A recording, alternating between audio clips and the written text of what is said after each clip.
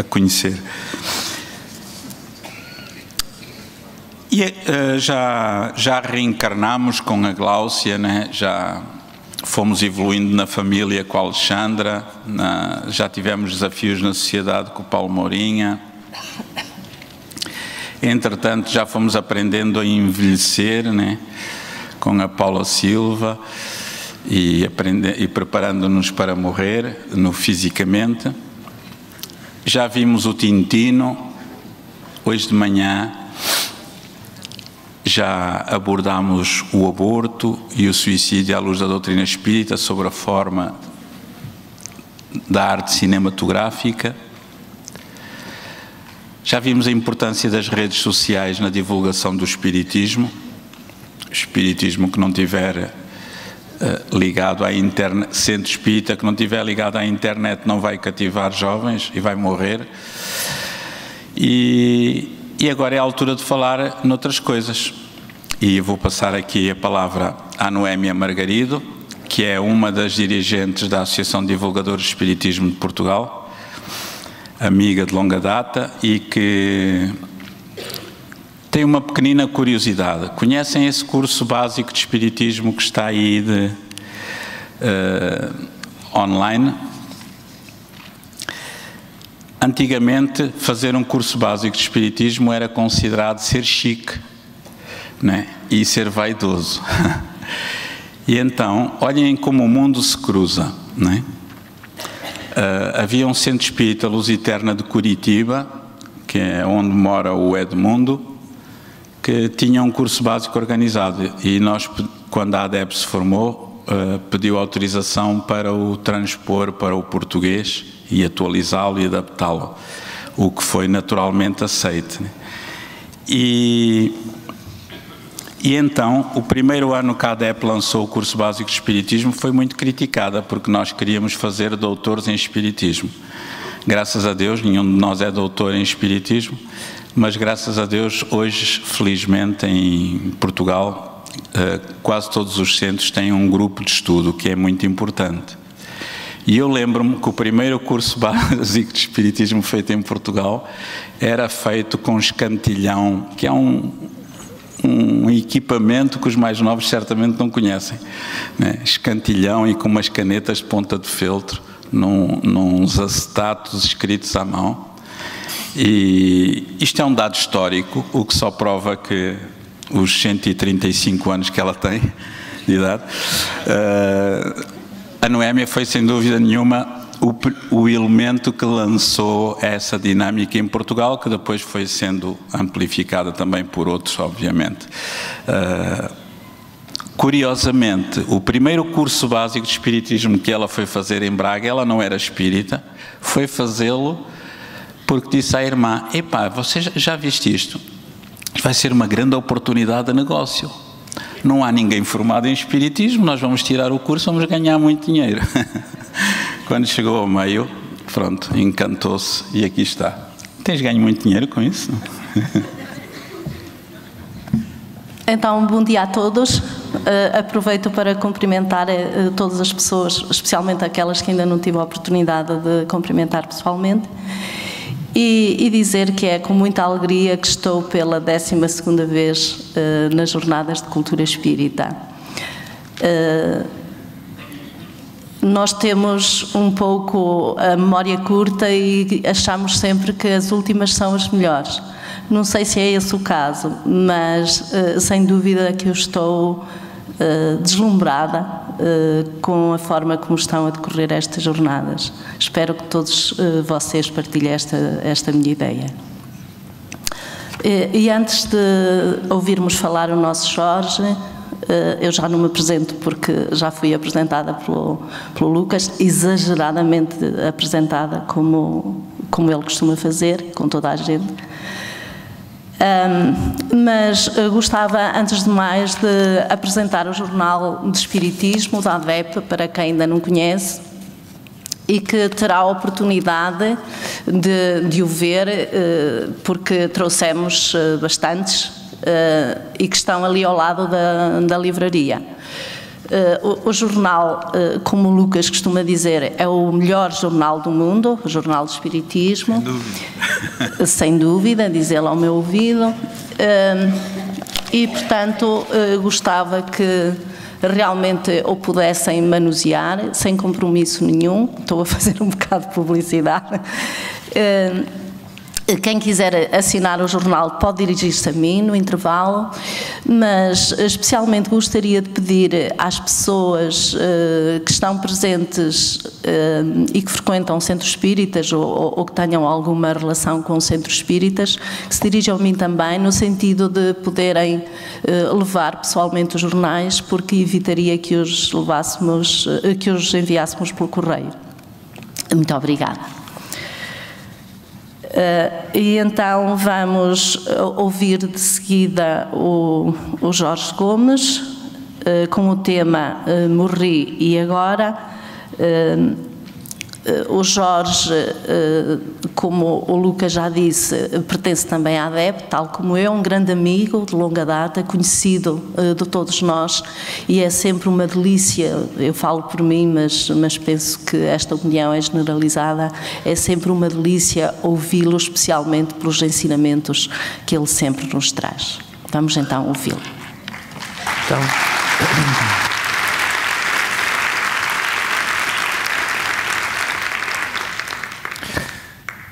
Agora, se calhar, vão ficar decepcionados depois da apresentação.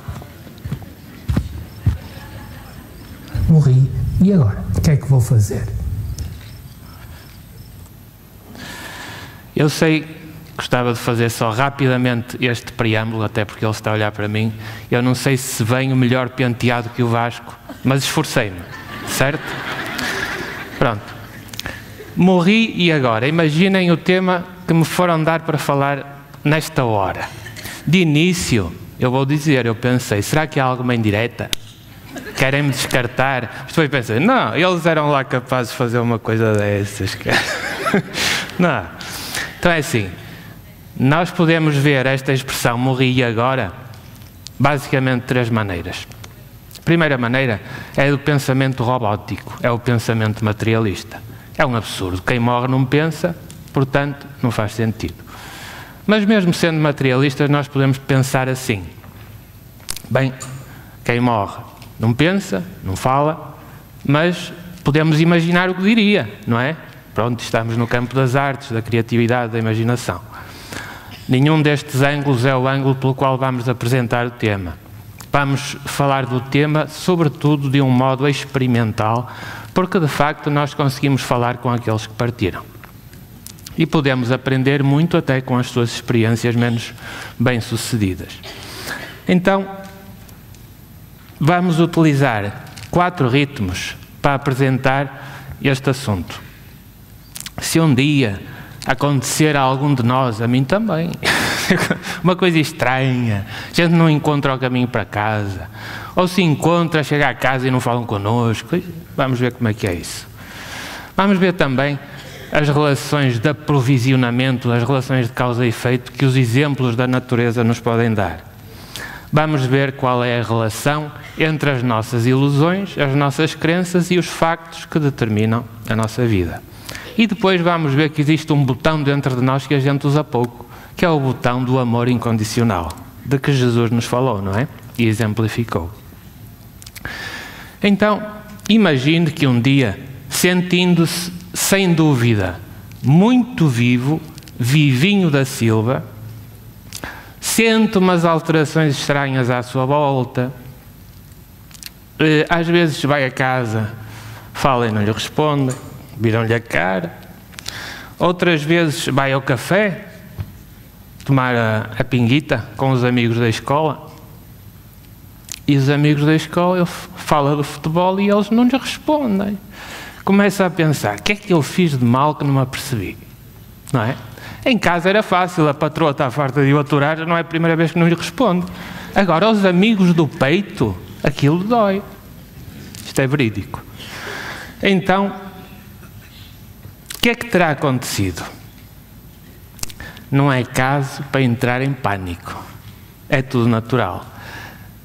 Temos que pensar com serenidade. é que podemos já ter partido. Estar no plano espiritual, experimentalmente nós confirmamos isto semanalmente, não implica que se tenha sempre consciência desse estado, não é? Como é que é possível? O corpo físico, uma coisa tão importante, não é? A gente lava a cara, a gente trata dos dentes, não é, Jairo? E essas coisas todas. O corpo físico, e a gente nem deu por morrer. Os monstros, as pinturas que a gente faz sobre a morte, não é? Com as encenações dos funerais, dependendo das culturas. E não demos pela morte. Como é possível? Não acham estranho? Eles acham. A gente não lhes pode dizer que já morreram, que o corpo físico ardeu, que eles têm medo da morte. Até morto tem medo da morte. É um problema. Então, se nós virmos a nível do horizonte material, nós estamos habituados a fazer estes aprovisionamentos, estas relações de causa e efeito, não é? Estamos habituados, até no nosso clima, não é? Nas teóricas 4 estações, que estão avariadas. Na frutificação, nós temos a estação do verão, não é?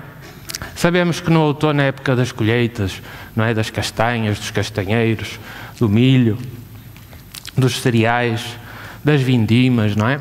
É a altura da colheita. Sabemos que no inverno a gente tem que viver do que armazenou ou do que salgou antes de haver os frigoríficos, não é? Porque senão passamos fome, podem vir doenças e vamos mais cedo para o plano espiritual. E também sabemos que nesta época linda que atravessamos, que é a primavera, há assim como que um renascimento, um fartote de coisas que aparecem, não é? Então, não somos só nós, os humanos, que estamos habituados a esses ritmos há muito tempo. Até os bichinhos fazem isso. Imaginem que ontem aqui nas ruas, quando vinha aqui para o centro de congressos, via este ano pela primeira vez os andorinhões. Vêm da África, atravessam o Saara e são os bichos mais aéreos que nós temos. Eles fazem tudo no ar.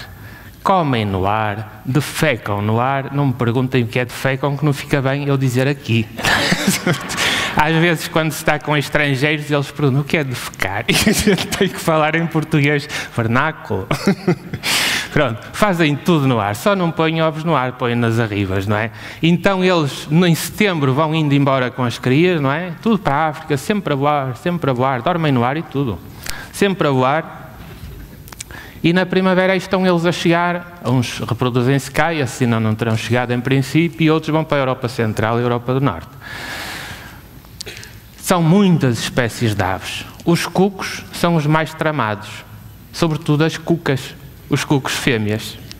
Eu agora vou dar uma no cravo e outra na ferradura, porque agora vou dizer que as fêmeas de cuco, como saberão, não cuidam das suas crias. Pois andam a mirar os ovos aí de umas 60 espécies de passeriformes, toutinegras, roxinóis dos caniços, pequenos e grandes, estão aí umas felosas, uma série de espécies. E então fica a mirar o ninho, que já tem os ovinhos do passarinho, não é? Da espécie a que estão associados, esperam que o macho e a fêmea dos ninhos vão tratar da vida deles, esgueira-se para o ninho, põe a cloaca, não me digam para dizer o que é cloaca, em cima do ninho, aí vai ovo, não é? E dão à sola. São os primeiros a regressar para a África outra vez. Já chegaram cá para nidificar, agora em junho, fins de junho, início de julho, já estão a dar a sola para o sul, não é? Portanto, tudo isto funciona com migrações. Os que não migram, o que é que fazem? Ou hibernam, abrandam o metabolismo e dormem, como os ursos, não é? Os ouriços cacheiros aqui também migram, aqui também hibernam, mas mais para o norte. E os outros que não hibernam têm que resistir, ou seja, fazem como nós, aprovisionam, não é? Sabem que bicho é este? A gente não precisa de ir para a tundra do norte, nem é isso, para falar do que acontece aqui, da relação de armazenamento que eles têm. Conhecem este animal? É da família dos corvídeos, é um gaio, muito bem, mas não é o verde gaio do Minho, esse é outro, não é ave, esse não voa, anda de 2 patas. é da família dos corvídeos, são aves extremamente inteligentes, e este bichinho está associado aos carvalhais. Os carvalhais são os bosques nativos da nossa região, e os bosques produzem bens e serviços essenciais para a nossa sobrevivência. A água pura que corria nas fontes era purificada precisamente por esses bosques naturais. Produzem também oxigênio que nos é vital na vida material, etc., não é? Então o gaio, quando as bolotas começam a cair lá para setembro, dos carvalhos, há estudos que dizem que eles conseguem armazenar, nessa época, entre 4.000, 5.000 bolotas e 11.000, cada gaio, não é? Se houver bolota para isso. Então, escondem e conseguem memorizar a maior parte dos sítios em que escondem. E acho que gostam, diz a bibliografia, particularmente do carvalho português, Quercus faginea, e da azinheira, Quercus ilex, e também do sobreiro, não é? Lá para o norte, eu acho que eles não estudaram, mas devem gostar do carvalho alvarinho.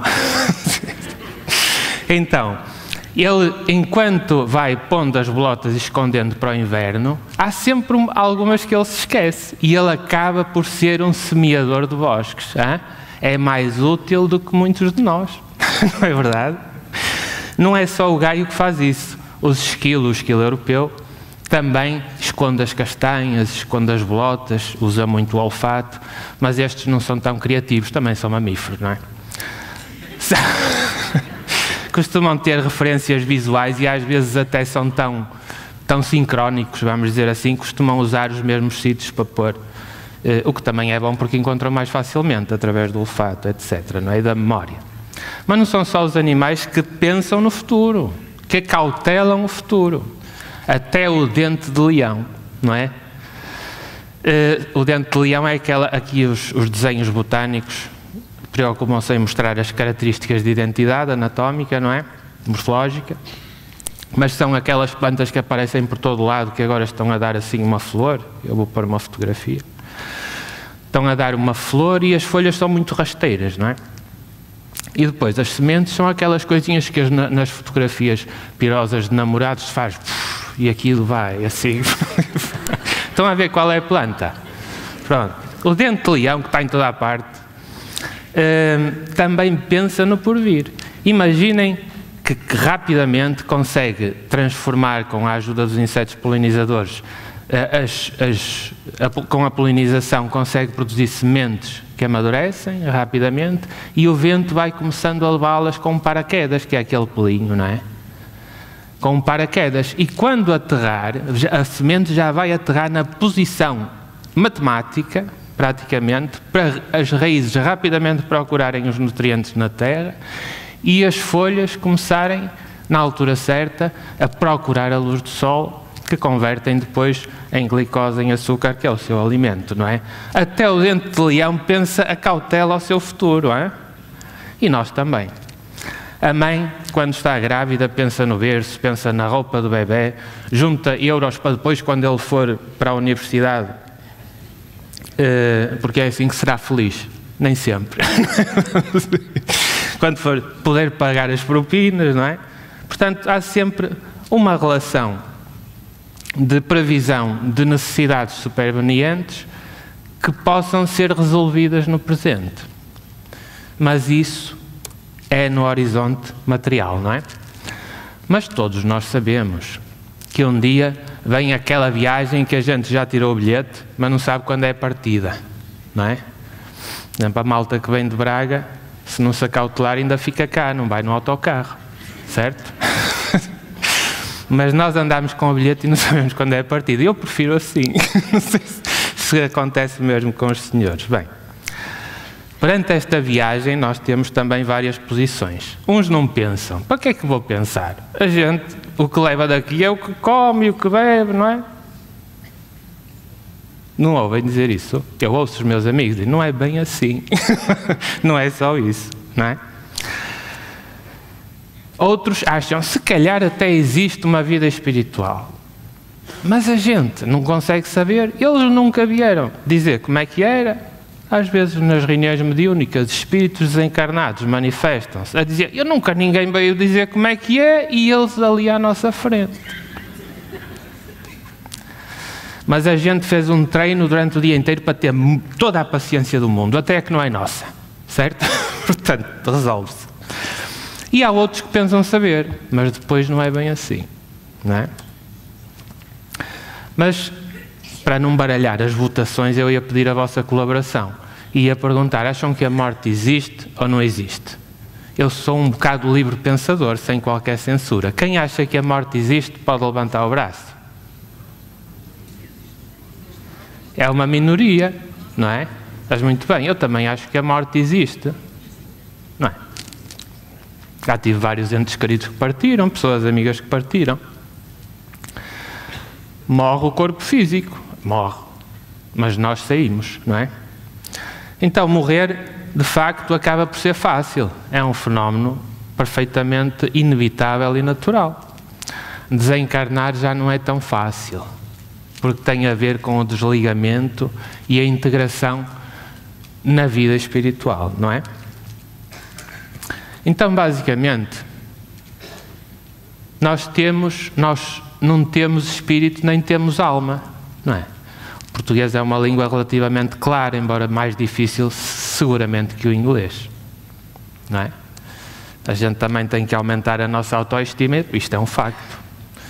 Então, somos espírito, temos corpo espiritual, mais diáfano que este, e temos corpo material, que é o que bate palmas, não é? Corpo material, a dada altura, desorganiza-se, fecha o ciclo e, de alguma maneira, mais ou menos conscientes, normalmente até inconscientes, eu penso que geralmente não, de certeza que os sedativos, as anestesias já eram aplicadas por outros processos no plano espiritual, só depois é que vieram para cá. Os técnicos do lado de lá dão um jeitinho, não é? Anestesiam-nos e de repente começam a tratar lentamente o desligamento do corpo espiritual ao corpo físico, e quando, passados às vezes uns anos, a gente acorda, já está do outro lado da vida, não é? Mas sem saltos qualitativos. Somos os mesmos, com os mesmos defeitos, com as mesmas qualidades, etc. Tudo vai depender depois da nossa capacidade perceptiva. Então nós sabemos até, a partir daquele livro de Allan Kardec, O Céu e o Inferno, em que ele explica que céu e inferno são estados de consciência, não são propriamente regiões. Há lá um item, um subcapítulo que é o passamento, não é o pensamento, é o passamento, em que ele estuda uma série de casos sobre mortes súbitas, mais lentas, etc. e tal, que é muito interessante. E isso confirma-se através das nossas experiências de auxílio a quem está em dificuldade no plano espiritual nas reuniões mediúnicas. E então sabemos que há mais dificuldade no desligamento do corpo físico. Os casos mais difíceis são de facto os de suicídio, demora mais tempo. E enquanto o nosso corpo espiritual está ligado ao corpo físico, há sensações que são eventualmente passíveis de ser comunicadas ao corpo espiritual e do ser espiritual, do espírito desencarnado, ter consciência dessas sensações, maior ou menor, tudo depende. Os maus hábitos, não é? Aqueles que criam em nós uma necessidade de consumo, alcoolismo, etc., não é? Também intensificam as ligações ao corpo físico. Geralmente quando se fala de vícios fala-se disso, mas há também vícios de ordem comportamental e vícios mentais que são às vezes piores do que os propriamente orgânicos, não é? E os estados amorfos. Os estados amorfos são aqueles em que a gente não faz nem mal nem bem, não faz nada, fica na mesma durante um tempo, está em hibernação, não é? Também não ajuda. E temos os outros casos que nós vemos que são de maior facilidade de desligamento, que é quando nós temos um dia-a-dia, medianamente ou superiormente, depende, polvilhado de bons pensamentos e de bons sentimentos. Até quando há situações desagradáveis, não é? A gente apanha o assunto, dá-lhe a forma de uma esfera, nós criamos a nossa própria realidade.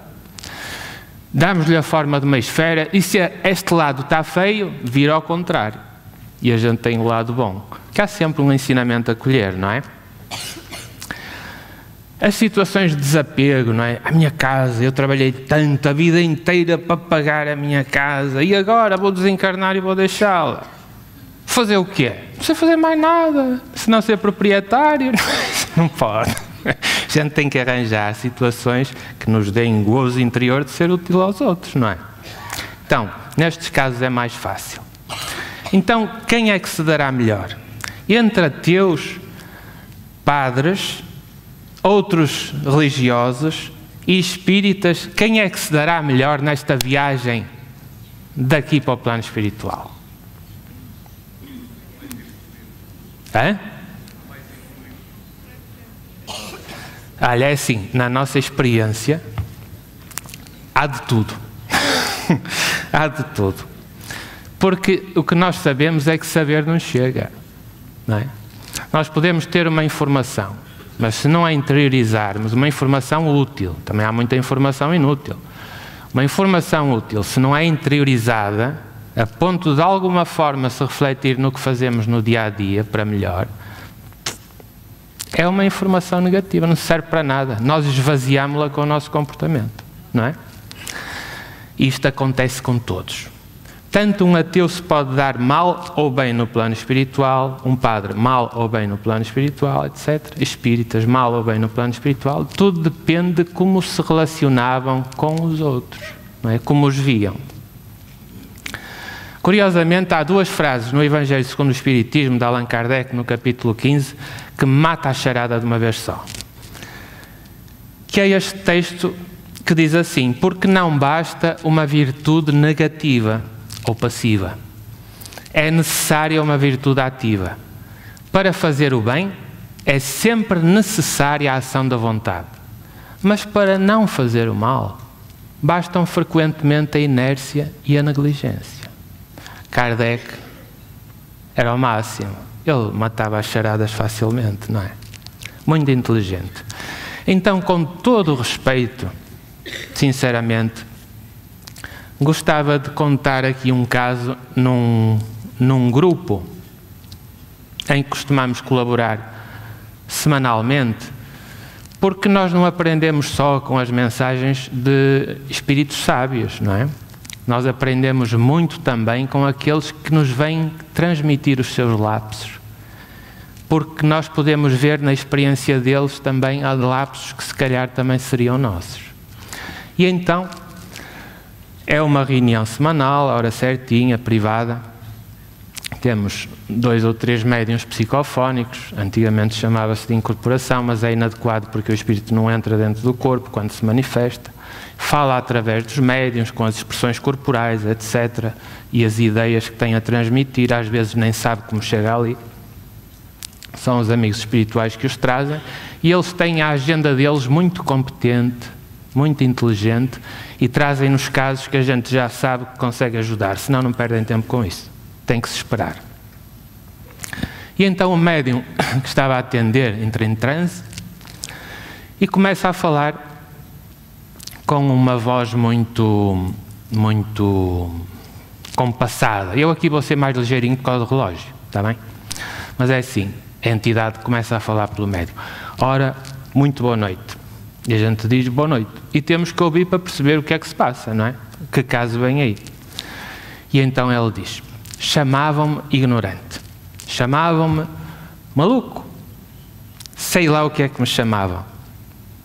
Por acreditar nestas coisas da vida depois da morte. O que diriam nas minhas costas. Mas eu acreditava, defendia. Não digo que estudasse, mas podia estudar, se não interiorizasse era igual. Aproveitava todos os momentos para poder falar, ouvir, poder aprender. E quando desencarnei, já era portador de muitas verdades. Sabia que a vida continuava, que éramos penalizados pelas nossas faltas, agraciados pelas nossas boas ações. Certo é que, quando aqui cheguei, e estão à espera que diga, e direi: que grande desilusão! Que grande desilusão! Quando esperava poder ingressar numa cidade, numa vila, o que é que fosse, de gente boa, com projetos? Não. Não. Nada disso. Pura e simplesmente, quase tenho a mesma vida que tinha na Terra. Quase. Com a diferença das vibrações diferentes. Mas qual cidade? Quais pessoas com luz? Já se estava a repetir. Então, e como pretendes resolver isso? E ele não percebeu. Isto é uma espécie de testemunho que estou a dar, diz ele. Porque não sei como é que é de resolver, se calhar reencarnando. A gente mergulha sempre no esquecimento que assim faz para a frente. Não é? Recapitulando tudo, já pediste ajuda. Vai fazer muito bem. Aceitas que façamos juntos uma prece espontânea, fraterna? Ele respira fundo assim, sem grande fé, que isto não vai resultar. Vai ser mais do mesmo, pensou ele. É claro, não ia ser mal educado, estava a ser bem tratado. E é impressionante, só vendo, nestes trabalhos, independentemente da pessoa que faça a prece nos trabalhos, quando nós reunimos o melhor dos nossos sentimentos, não é?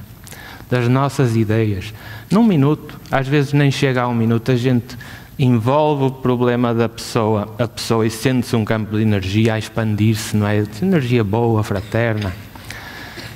Os benefícios até em quem está a cristalizar, quem tem sensações de dor cristalizadas, não é? Os benefícios são impressionantes.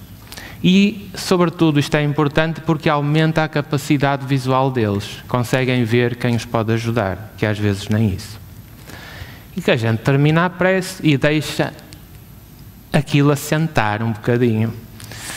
E estimula-se. Então, o que se modificou? E diz ele, sinto. Não dizia mais nada. Olha diante de ti, o que é que vês? Sinto que precisava, já tranquilo, era de estar assim mais tempo. Sinto esta calma, esta paz, mas tenho o coração muito adormecido. A tendência de se refugiar no que conhecia, que era a experiência negativa. E a gente diz, isso vai passar. Esta é uma primeira fase de auxílio, mas também tens de fazer a tua parte. Olha diante de ti, aí a teu lado, há algum amigo espiritual que esteja a querer falar contigo? Ele examina. Não, estava mal aquilo. Olha bem, pode estar. Sabes que a nossa visão no plano espiritual alcança na medida em que o nosso coração deseja. Por isso, e vai ele outra vez, por isso é que estou assim para aqui. Eu fechei-me, agora estás-te a abrir. Aceitei a minha condição de pessoa baixa, considerei-me tal e tenho vivido assim, a responsabilizar-me a mim próprio pelos meus atos. E esse era o teu cenário de ontem. Hoje tens de mudar. Novos horizontes se abrem, mas tens de dar os teus passos. Nada está perdido. É isso que também aprendemos com o Espiritismo, não é? Está a faltar uma força anímica para eu... Faltava, agora já tens. Isso, assim é que é falar, finalmente, deu a volta. Ora, ver se o ambiente à nossa volta não está mais luminoso. Queria fortalecer-me. Não percebi se quer ou se queria. Já não quer, não é? Queria fortalecer-me, mas estás a fortalecer-te. Olha bem, vais conseguir ver algo que te vai deixar muito feliz. E de repente, a expressão corporal do médium altera-se e vê-se a alegria, uma alegria como ao dia e à noite. Já estou a ver aqui à minha beira, é o meu pai. Quanta bênção, não é? O amor que os pais têm aos filhos é de uma luz imensa. E diz ele já a falar para o pai, desencarnado, não é? Ah, pai, ajuda-me, leva-me contigo, abraça-me, vai com o teu pai, vai ajudar-te, vais ver que tudo vai correr bem. E seguiu. Nós não apuramos, mas o pai se calhar não era espírita, não é? Saber não chega. A gente tem que instrumentalizar tem que acender a luz dentro de nós, não é? Então, no dia seguinte, nós temos uma tabela simples de 5 ou 6 pontos em que tomamos nota do caso atendido, o tipo de caso, se acreditava em Deus ou não, se já sabia que estava desencarnado ou não, se era homem ou mulher, etc. Essas coisinhas. A gente faz aquilo, a data, não é? Tira esses apontamentos. Não serve para nada. Quando comecei a fazer isso, achei, não serve para nada, mas pronto. A gente tem que fazer alguma coisa, senão fica estúpido, não é? Então, os casos que eram mais nítidos desses apontamentos, às vezes eu esquecia-me de tirar apontamentos. Contei 70 casos em 2 anos. E verifiquei, fui à tabela da crença em Deus e vi que crentes em Deus, isto também não se pode generalizar, porque são só os casos do grupo mediúnico, não são os casos de quem desencarna e não se manifesta, portanto não se pode generalizar. Mas crentes em Deus era a maioria. Estão a ver? É o azulzinho, 53%. Os descrentes em Deus, positivamente descrentes, eram 17%. E há aqueles que a gente pergunta, acreditas em Deus? E eles nem, a gente pôs nos indefinidos, 30%. Não é? Mesmo que somemos os indefinidos com os descrentes, ainda assim os crentes em Deus são maioria, é necessidade. Isto é um gráfico interessante e era interessante comparar isto com outros resultados de outros grupos e tal, mas não sei se alguém, acho que ninguém está a fazer isto que eu saiba.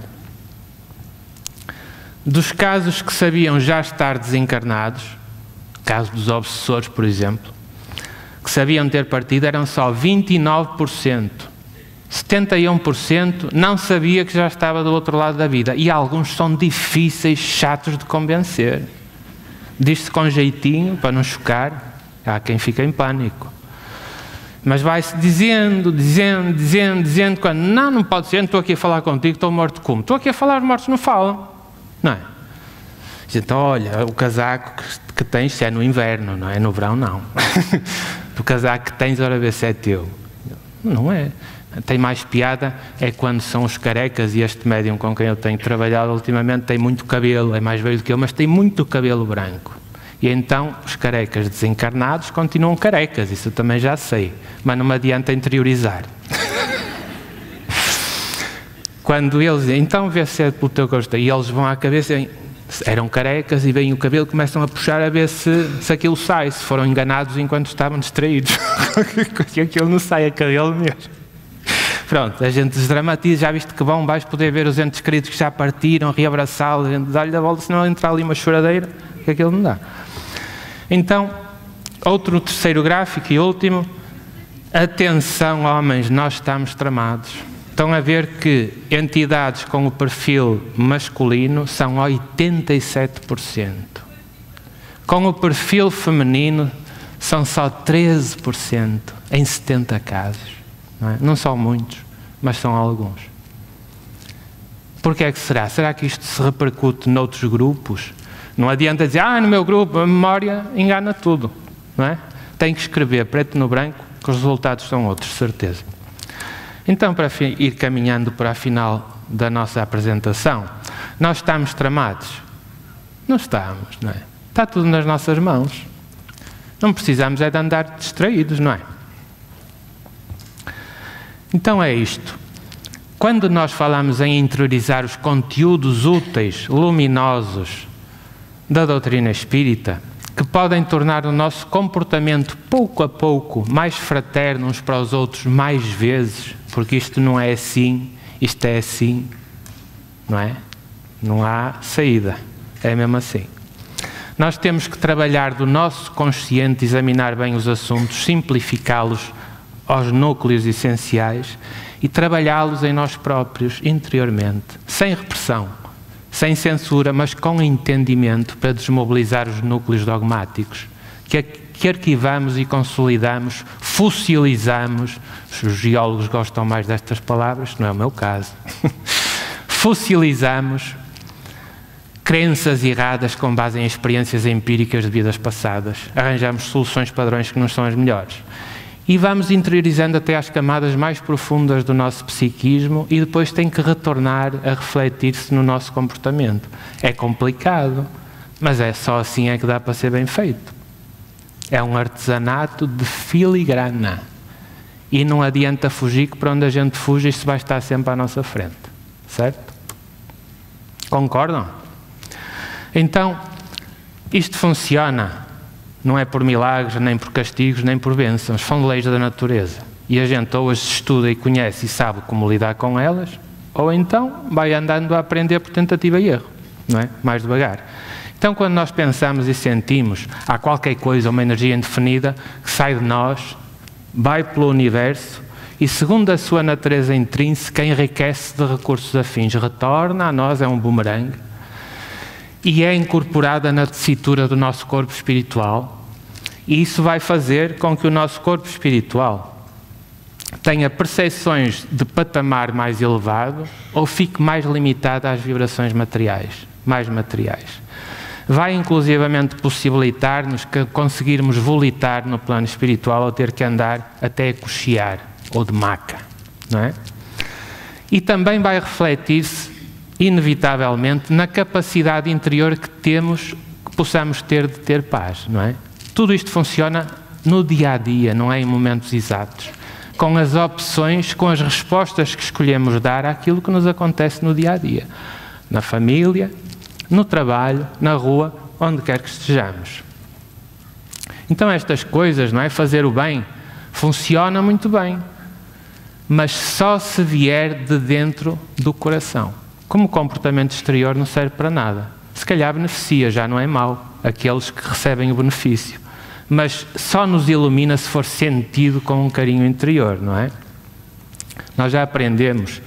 Comportamentos de negócio, de moeda de troca, nunca resultaram em bem-aventurança. No Evangelho segundo o Espiritismo encontramos esta mensagem mediúnica que tirei estes extratos brilhantes. O homem só possui em plena propriedade aquilo que lhe é dado levar deste mundo. É uma síntese fantástica e extremamente realista. Depende dele ser mais rico ao partir, quando desencarnar, do que ao chegar, pela reencarnação. Quando alguém vai a um país distante, constitui a sua bagagem de objetos utilizáveis nesse país. Não se preocupa com os que ali lhe seriam inúteis. Procedei do mesmo modo em relação à vida futura. Então, morri e agora? Vai chegar uma altura que eu vou dizer isto, não é? Mas vou dizer com alegria. Porque se nós levarmos a consciência tranquila, nós conseguimos muito bons resultados. Psicografia do médium Francisco Cândido Xavier, Entre a Terra e o Céu, autoria espiritual de André Luiz. Diz Clarêncio, um instrutor espiritual: sem amor no coração, não teremos olhos para a luz. É uma síntese de leis da natureza que funcionam e que são importantíssimas quando nós partimos para a vida espiritual. Temos uma musculatura afetiva a exercitar no dia-a-dia. Eu estou a correr porque ali o relógio está-me a dar um chute aqui na... Então, para concluir, há um extrato de uma carta de uma das cartas de Albert Einstein a uma das suas filhas, em que ele diz isto, que é extraordinário. Existe uma força extremamente poderosa, para a qual a ciência até agora não encontrou uma explicação formal. É uma força que inclui e governa todas as outras forças, que está por trás de todo o fenómeno que ocorre no universo e que ainda não foi identificada por nós. Essa força universal é o amor.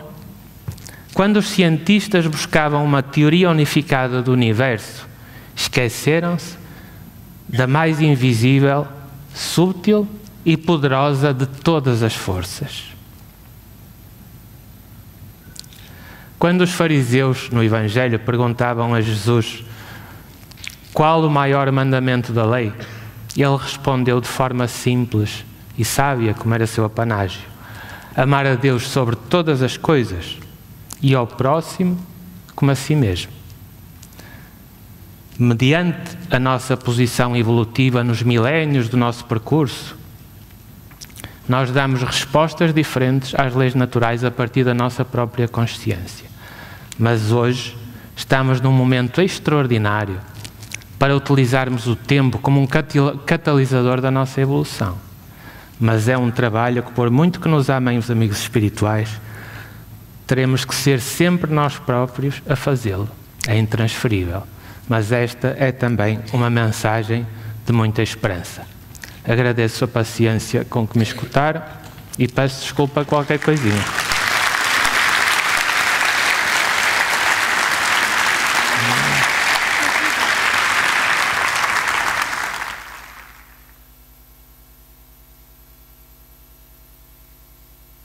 Oh Jorge, anda cá, não fujas.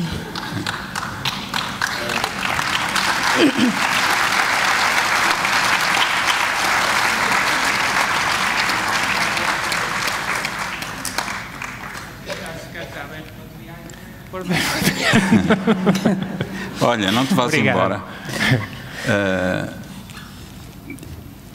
Desculpem lá estar a personalizar isto, mas eu tenho o privilégio de ter excelentes amigos, que são todos os elementos da ADEP, dos quais o Jorge faz parte, o Presidente da Federação Espírita Portuguesa e outros, que é a amizade incondicional, que é aquela amizade que não me põe em condições. Eu sou teu amigo se tu fizeres isto, se pensares assim. E eu queria agradecer do fundo do coração ao Jorge, porque durante a preparação das jornadas, ele foi o amigo incondicional, né, que nos ajudou muito na retaguarda, mesmo às vezes não concordando com uma coisa ou outra que eu pensava, ele nunca pôs condições para ajudar. Obrigado por tudo. Nada, foste o meu anjo da guarda encarnado. A gente aprende que nunca se discute com obsessores.